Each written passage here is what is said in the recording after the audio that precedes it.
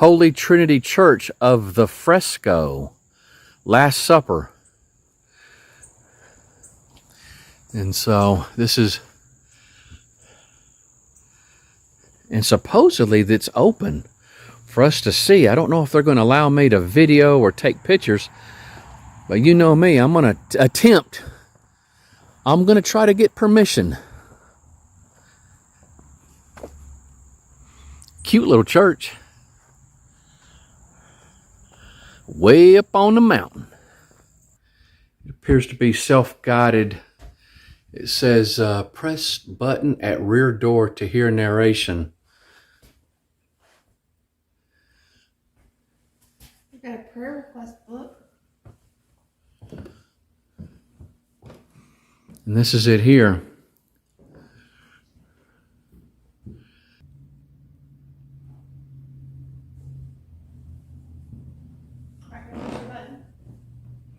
Yeah, go ahead and press the button. Let's see how loud. Welcome to Holy Trinity Episcopal Church. The people of our congregation are happy to share this house of worship with you. This church is famous for the fresco of the Last Supper, produced in the summer of 1980 by Ben Long, a native of Statesville, North Carolina. The Italian word fresco means fresh, or in the case of the plaster, still wet. Fresco painting is an ancient technique in which finely ground natural mineral colors are mixed with water and painted onto the surface, freshly calloused with a mixture of lime, sand, and water. The colors enter into the wet surface so that the result is a painting in the wall rather than a painting on a wall. The artist spreads only that much plaster as he can paint in a day before it dries. If you look closely, you can see the surface unevenness or a day line, which indicates the boundary of each day's work. Fresco is an extremely durable medium. Surviving examples of fresco painting have been found in Egypt and Crete, dating back over 3,000 years. Because the colors are powdered rock, they will never fade like artificial dyes, but instead grow richer as the plaster cures with age. Working with Long, the artist, on this project were 20 young student artists who traded their labor for the opportunity to learn fresco techniques. People living in and around Ashe County at the time volunteered as models, and local residents in Glendale Springs helped with meals for the artists, so the work became a community project. Now, entering through the vestibule, you passed a student fresco, a young black woman from Greensboro, North Carolina. She has portrayed the agony of crucifixion in stark terms and with black features. In this picture, the face of Christ is the universal phrase of human pain. If you will turn towards the rear of the church, you will see over the doorway a fresco of Moses, bringing the tablets of the law down from Mount Sinai. He shows Moses in his anger at the Israelites who have rejected the God who brought them out of Egypt and have gone back to worshiping the man-made idols of their slave days. Moses challenges them and us to examine the things we worship and the things that enslave us. Now, above the fresco of Moses is a window by stained glass artist Paul Gum, who worked in his own medium while the frescoes were being painted.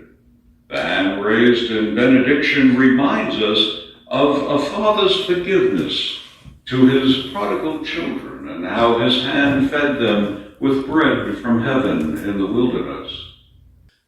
Now, this is in the basement where we came out of the garden out here. Come down the stairs and go to the left. And this is some more things. Wow. This is cool.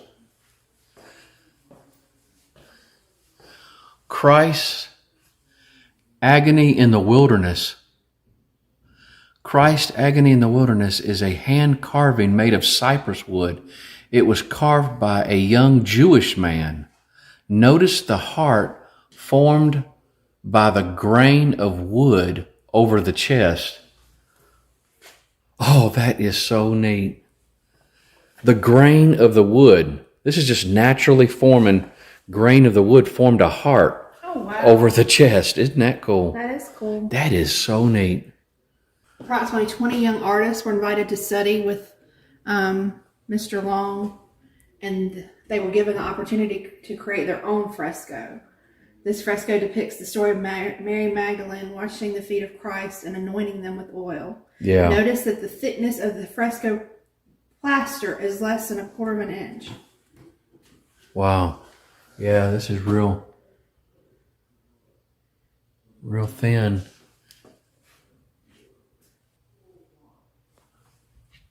I'm not sure here, but these may be urns in here. These may be different urns, which is wild. So the people that didn't want to be buried in the cemetery? I guess so, but I think that's what this is. Wow.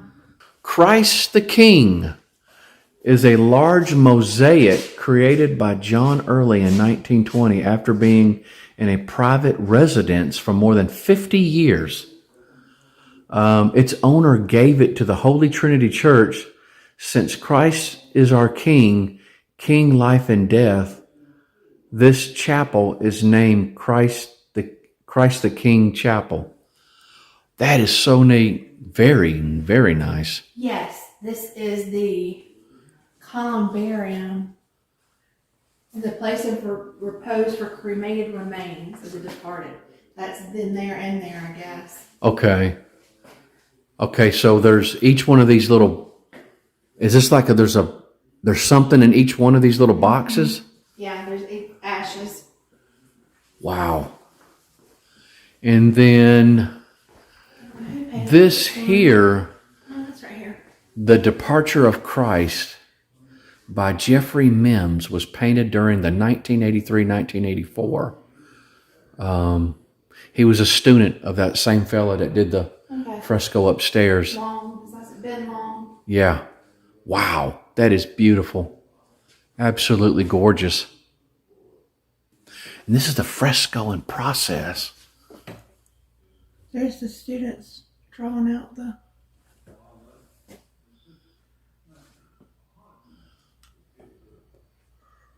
Wow.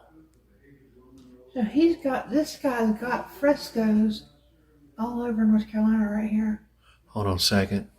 Been long. It shows them actually working on it. This is them working on it. That picture upstairs. I tell you what, that was something else. I wonder what these people are doing right now. I don't know. It'd be interesting. That's him there. Self-portrait of Ben Long, about the age of 40. 1985, so Yeah. maybe how old now? So he's got frescoes in all these areas. He's And there. 76. There he is there. Again, y'all, just remember that this is underneath, in the basement of the church, another part of this free museum, really, and of some history of this fresco, and you get a good Bible lesson on top of that. And they do take donations.